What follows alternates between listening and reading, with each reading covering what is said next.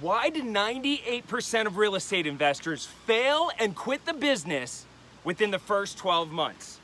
Hey, what's going on, guys? It's your boy, Cody Sperber, the Clever Investor here. And in this short video, I want to have an honest, just raw, real conversation with you about the #1 reason I believe that new real estate investors fail and quit the business within the first 12 months. I've seen this happen time and time again. It's been one of the keys to my success. When people think about Cody Sperber, the Clever Investor, they know that I do this. Everybody else that's failing and quitting the business, they neglect to do what I'm about to teach you. All right, so let's dive right in. First off, thank you for coming to my YouTube channel. If you're brand new, like, subscribe, comment, engage. I'm very active on YouTube now. I'm putting in a lot of time and energy on this, so I welcome you, and I look forward to being part of your real estate investing journey and getting to know you better. All right, so why do you think new real estate investors fail? Do you think it's because of a lack of information? I mean, think about it. You go onto YouTube, you Google how to invest in real estate, there's 500 million, billion, trillion, okay, a lot of videos. You go on to Facebook, you join a group, there's 7,000 billion, trillion opinions. You can go to a seminar that happens every single week. You see the infomercials, people flying all over the country, putting on these events. We see the gurus, they're everywhere. It's not for a lack of information. All right, so if it's not for a lack of information, is it for a lack of trying? Is it a lack of activity? Are they getting this information but failing to actually do something with it? I don't believe that's true either.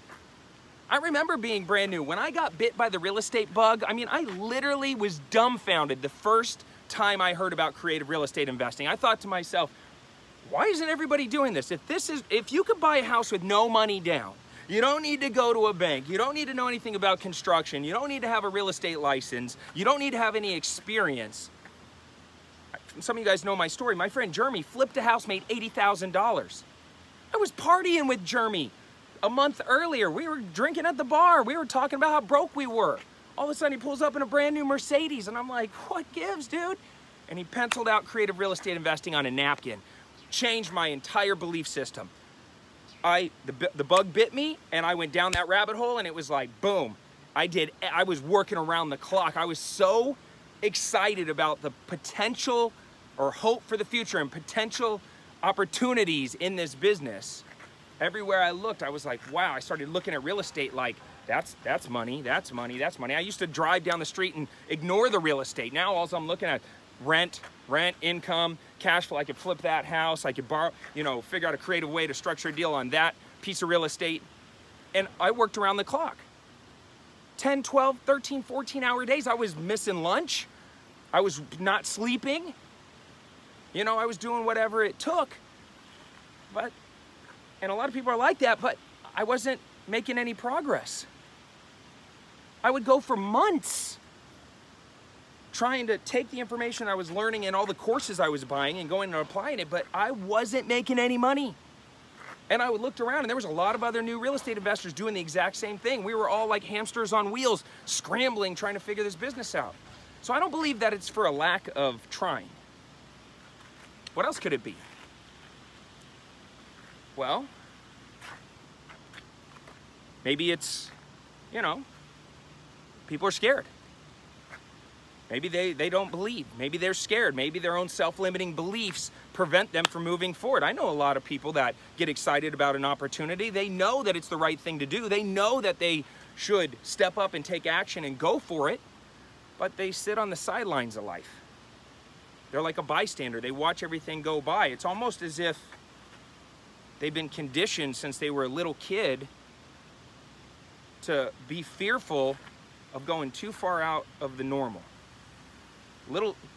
Mom would chase them around when they were a little kid, and as they were learning to walk, they were, stumbling around the house, and mom would chase them around and go, no, no, no, no, no, no. No, no, no, no, no, no, no, no. No, no, no, don't go over there, that's dangerous. And all of a sudden, since they were little, they started getting conditioned. This is the box that we all fit in. If you live outside the box, the teacher yells at you. If you got ADD and you start acting out, the teacher yells at you, tries to stuff you back in the box. If you're at church and you're doing anything outside the norm, you're shunned, you get put back in the box. Well, our teachers aren't teaching us how to be bold and go for big, crazy, our dreams and, kind of push ourselves outside of our comfort zones. They're not doing it. Our teachers aren't doing it. A lot of times our parents, they're not successful. I know my dad was the most successful guy I knew, but it's not like we were millionaires. We were barely making ends meet. And so, our parents weren't able to teach us how to be successful and be bold and go for it. It wasn't happening at school. It wasn't happening at our churches. Maybe, we just were conditioned. So every single time something crazy and exciting and outside the normal came along, we hesitated, we procrastinated, we made excuses, we looked at our past, things that we tried in the past, and we brought that negative baggage into our current world, and it prevented us from taking advantage of opportunities. Maybe it's fear. Okay, so it might be fear. I don't know. What do you think? In the comments, do you think fear is holding people back? I think people that have this entrepreneurial spirit, you're kind of born with it. I think you can develop it and make it stronger, but it's in you. I'm not 100% sure that fear is the major reason that new real estate investors fail. In fact, I don't believe it is. I don't think it's fear. I don't think it's a lack of education. I don't think it's a lack of trying, and I don't think it's because of fear. You know what I think it is? I've seen this happen time and time again. I think good people are sabotaging their own future potential by doing this one thing. You want to know what it is? If you subscribe to my channel, I'll tell you. Okay, I'm back. Just kidding. I do hope you subscribe to the channel because I want to earn a relationship with you. All right, here it is. Number one reason I believe, I've been doing this for 14 years, make tens of millions of dollars a year. This is the number one reason I believe new real estate investors fail, and it is because they don't lean in and dominate whatever they're trying to do. Follow me here. I see people go out all the time and they go to a real estate investor meeting and they get, they see somebody making some money and they're like, oh, that guy's doing 10 deals. What is he doing? Oh, he's door knocking. Oh, I'm gonna do door knocking. And then 10 minutes later, they're talking to somebody else and that guy's doing 13 deals. Oh my God, 13 deals? What are they doing? Oh, they're sending direct mail. I'm gonna do direct mail. I can't wait to get home and write my letters. And then all of a sudden they come and see somebody like me on social media and they're sitting at home and they're messing around on their computer. They see Cody on social media and they're like, oh my God, that guy is crushing social media. He must be generating so many leads off social media. I'm gonna do social media, right? And they do this with almost every single type of strategy, every single type of lead generation technique. And what they do is they do 10 things and they're dabbling in 10 things and they're trying to do all 10 things. It's 10 things at 10% effort equals the poop emoji. Okay, I wanna put that up on the screen right now. 10 things at 10% equal, that's how bad it is. Dabbling is not a way to wealth. You will fail in your first 12 months as a real estate investor if you are dabbling. You know what Cody Sperber does? I lean in on something, like a horse with blinders on, I zero in on that target and I freaking dominate. I don't dabble. I don't get, even though I'm scared, I don't stop, I don't hesitate, I blast right past my fears, I lean in on it. I've done this time and time again. I started with LinkedIn all those years ago. I don't even remember, it was 10 years ago, whenever LinkedIn first came out. I leaned in on LinkedIn and I dominated it.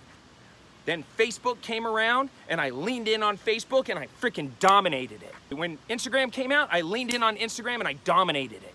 Then when Periscope came out, I leaned in on Periscope and I dominated it. And I don't always pick the right thing because Periscope kind of faded out. But I was an early adopter and I dominated. I'm using that word because I think it's so vitally important. The people I see playing the game at the highest level, they dominate. They Kobe Bryant that shit. They don't hold anything back. You know why Kobe Bryant wins in everything he does? Because he dominates. He eats, breathes, sleeps, dreams, when he's walking around, he's carrying a basketball. Everything he did for his whole entire existence was all about dominating the game. I'm leaning in on YouTube right now. I will dominate it. I will stop at nothing. There's no expense in my way. There's no challenge. I don't know anything about YouTube. I'm 40 years old. I'm trying to figure it out. But you know what? I can't even freaking sleep at night. I'm so excited about this. I've been waiting. I knew the energy it was going to take to crush YouTube. I'm still early on. If you're watching this video, I'm just getting started. I might get like 3. I'll probably get 300 views on this video. It's so early on. Give me 1 year, I'll have 500,000 subscribers, guaranteed. Because I'm leaning in on it. It's all I think about right now. I don't want to talk to my kids. I don't want to have sex with my wife. I don't want to talk to anybody, play with any friend. I don't want nothing. Nothing. This is it right here. All right, maybe I'm going to have sex with I'm not going to lie. I'm probably still going to hang out with my wife because she's beautiful. And yeah, yeah. Moving on. Shannon, if you just saw that, I'm sorry. I'm sorry I brought that up. Anyways, you get the point. The point is, you have to dominate whatever it is you're doing. You need to think of your marketing or whatever strategy you're leaning in on. If it's probates, go for probates. If it's pre-foreclosures, crush pre-foreclosures. Become the best in the world at it. Don't go 20% and then change directions. I see this happening all the time, and it's a big mistake. You need to think of your marketing and the different strategies that you're doing, like somebody spinning a plate, right? You don't go and you don't get, you know, you ever seen somebody spin a plate? They have like a broomstick or a stick and they put a plate on top of it and they can spin it. I can't do it, but you get what I'm saying. They don't go and spin 8, 9, 10 plates at one time. They spin one plate at a time. They get it going. They get it going really fast. They maximize the returns on that strategy. They crush it. They dominate it. Then they document it. They systematize it. And then they fire themselves from it. And I've been doing that time and time again. I've done it with all social media platforms. I've done it with all my different marketing strategies. It's been the key to my success, like a freaking bulldog. I blast through any barriers and I figure it out. And that's what I want the lesson to be. Today is your day. Like, you know, Grant Cardone says, let's 10x our energy. Let's be so freaking obsessed. Let's create that marketing stamina. Let's create that consistency. Let's create that energy. If it's not in you right now, let's create it. It starts by you watching this video, subscribing to my channel, liking this video, and leaving a comment, and then take this information, take this energy, and go and freaking lean in on whatever it is you're trying to accomplish and crush it. Be a savage, right? My buddy Sean Whalen, if you don't know him, go check him out, calls it being a savage gentleman. I love that phrase. Being a savage gentleman. That means lean in like a freaking Viking and crush every goal in your path, right? But don't do them all at one time. Do them one at a time. And then when you're done, put a big smile on your face like a gentleman. Say, thank you, ma'am. If there's somebody in your way, if there's competition in your way and you crush them into oblivion, reach your hand out, pick them up, say, hey, good sport, good game. Move on to the next goal, absolutely dominate it. Be a freaking obsessed real estate investor, and I'm telling you, you'll come out the other end. There'll be challenges, there'll be pain, there'll be all kinds of opinions, there'll be everything in your way. But on the other end of all of that is sustainable wealth. If you want more joy, more happiness, more control in your life, this is what you have to do to go get it. If you want to be that person that your friends and family look up to, and they respect and the community respects, this is what you have to do to be able to go and get that. Nobody likes wishy-washy. Nobody buys in to a dabbler. People love certainty. Certainty equals power, and they want to bet on a racehorse that knows where it's going, not running in the track all, you know, wibbly-wobbly. No wibbly-wobbly in your business. That's how you fail. Don't do 10%, 10 things at 10%. Lean in on it and dominate. All right, I'm Cody Sperber, the Clever Investor. I hope you enjoyed this video. My house is over there. I'll just show you real quick. My house is back. I can't even see it. It's kind of, here. Ready? That's my backyard back there. I live on this little lake, in case you wanted to see. This is my peaceful place. When I want to go and reflect, be grateful, appreciate life. Life's pretty good. Don't allow small things to become big things. Life is good. You're breathing. You're alive, baby.